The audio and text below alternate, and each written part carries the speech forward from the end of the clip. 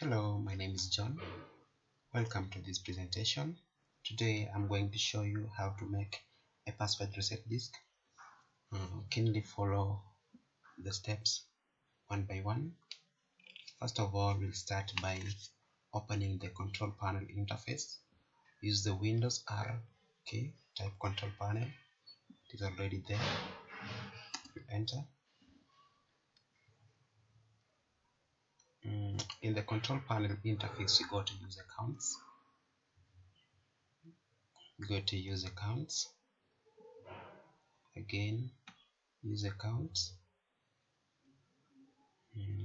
Once you're here, you search for the create reset disk.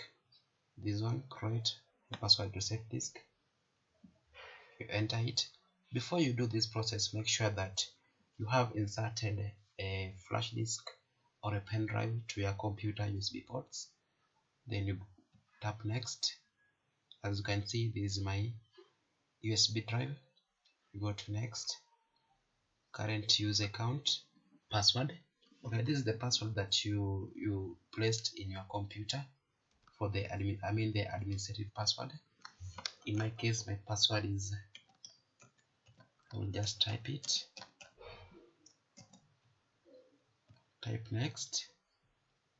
Don't worry about the writing. I had already used this pen drive to make a password reset disk initially, so I'll just enter yes. Then the process will go by itself. As you can see, it's already 100% complete. Then you type next. Then you finish. Actually, the step is very easy. That's what you need to do.